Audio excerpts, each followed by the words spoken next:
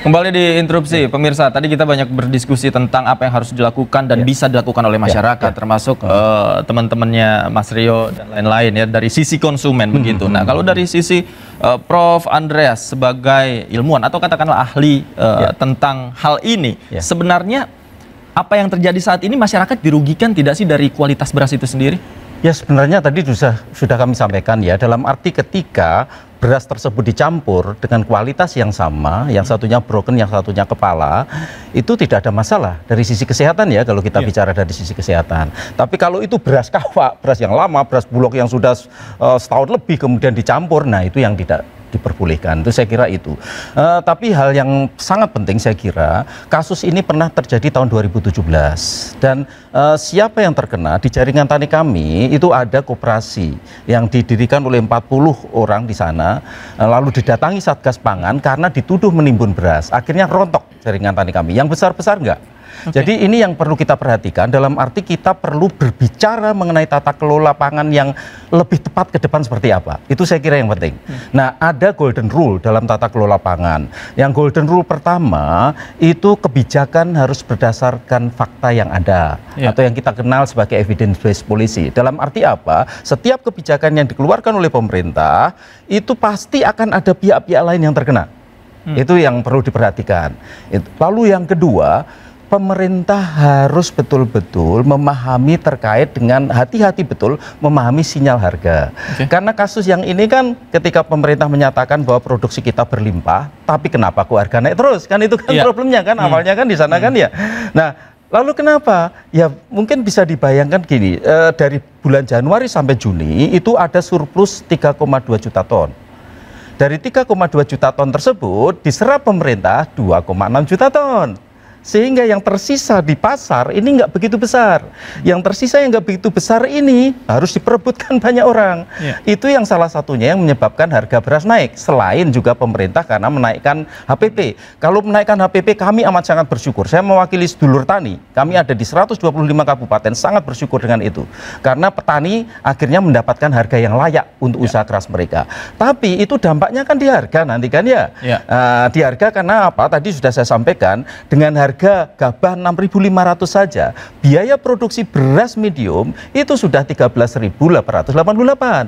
Untuk memproduksi beras premium dengan harga 6.500, harga gabah itu sudah 15.052. HET dipatok Mas, HET untuk beras medium dipatok di 12.500, lalu HET untuk premium dipatok di 14.900. Bagaimana bisa? Sehingga kalau perusahaan besar misalnya sangat besar, mereka memiliki produk-produk lain selain beras. Misalnya ada oil brand oil, itu dan sebagainya, produk-produk itu, sehingga mereka bisa bertahan. Tapi kalau yang kecil-kecil berbahaya Mas. Dalam setahun terakhir ini saja di Indramayu 120 penggilingan padi kecil tutup. Itu yang perlu kita perhatikan. Dan Anda khawatir tentang kebijakan ini akan berdampak secara langsung? Iya, berdampak terhadap yang kecil-kecil. Yang kecil-kecil. Iya, karena yang gede-gede mereka, saya sih yakin lah, karena perusahaan-perusahaan besar memiliki quality control yang tepat. Lalu yang penting Mas, yang ketiga, ini terkait dengan manajemen stok. Manajemen stok milik pemerintah. Dalam arti seharusnya lembaga yang memanage stok ini bebas dari intervensi Mas. Lalu yang terakhir, ini yang terakhir yang sangat penting, dalam kondisi seperti ini harus diingat bahwa pemerintah hanya megang maksimum 10% barang. Sehingga 90% barang ada di luar. Untuk itu pemerintah harus menghindari konflik. Menghindari konflik dan saling ketidakpercayaan antara pemerintah dan swasta. Itu yang penting saya catat. Dari YLKI, Mas Rio. Ya, gini, kalau saya YLKI melihat bahwa sebenarnya pemerintah jangan fokus hanya supply and demand saja. Bahwa demand banyak tuh supply dikit, sehingga bagaimana memenuhi demand yang sangat tinggi dengan supply dan sebagainya. Artinya semua diambil barang. Artinya dalam hal ini bukan kita bicara bukan supply and demand, tapi kita bicara dengan kualitas. Percuma suplainya banyak tapi nggak berkualitas, nggak sesuai dengan standar. Nah, itu yang kita harapkan sebagai konsumen, bahwa beras yang hadir di masyarakat sesuai dengan kualitas standar yang berlaku. Karena itu juga dijamin di dalam Undang-Undang Perlindungan Konsumen. Konsumen mempunyai hak dan juga bagaimana dalam memproduksi barang maupun jasa itu sesuai dengan standar barang maupun jasa. Harus standar. Ancamannya nggak main-main. Ketika memproduksi barang tidak sesuai dengan standar, maka ancamannya adalah pidana secara 5 tahun atau denda 2 miliar. Dan ini yang kita harapkan dari pemerintah, bahwa ke depan sanksi sangat tegas, bukan hanya administratif, juga bisa mungkin ditarik ke pidana, sehingga memberikan efek jerah bukan untuk menutup supply, tapi bagaimana memberikan efek jerah pada oknum, bukan pelaku usaha yang oknum lain. produsen yang nakal gitu Betul. ya. Panas. Jadi gini, 2 menit. penegakan hukum penting dan harus. Setiap ada pelanggaran hukum harus ditegakkan. Namun cara penegakan hukumnya harus arif dan bijak, harus tepat. Kemudian jangan sampai yang benar disalah-salahkan karena gagal memahami, pemahaman yang gagal dari aparat penegak hukum. Oleh karena itu dalam kasus-kasus seperti ini penegakan hukum harus jalan, namun aparat penegak hukum harus benar-benar berkonsultasi dan berkoordinasi dengan instansi terkait dan para pakarnya.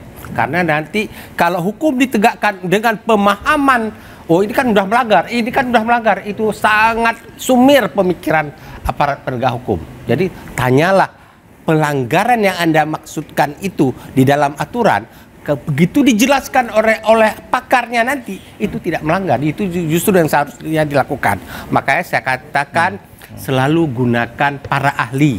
Aparat penegak hukum, gunakan standar para ahli. Jangan gunakan standar pikiran Anda yang tidak sampai di titik itu. Itu penting. Apa yang bisa dilakukan masyarakat dalam hal ini? Makanya sekarang masyarakat harus percaya dengan aparat penegak hukum. Nah, persoalannya adalah sudahkah saatnya sekarang ini masyarakat kita paksa untuk percaya kepada aparat penegak hukum kita? Nah, saya rasa butuh perjuangan Pak Prabowo untuk sampai ke situ.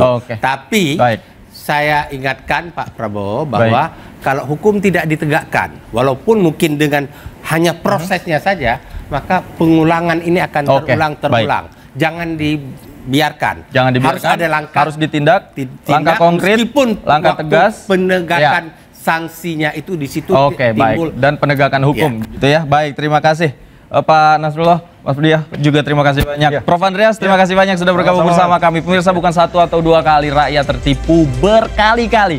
Barang oplosan bertebaran entah sampai kapan. Jika bahan pokok saja dipermainkan, lalu apa yang tersisakan untuk rakyat di negeri ini? Saya David Pratama, sampai jumpa. Terima kasih, selamat malam.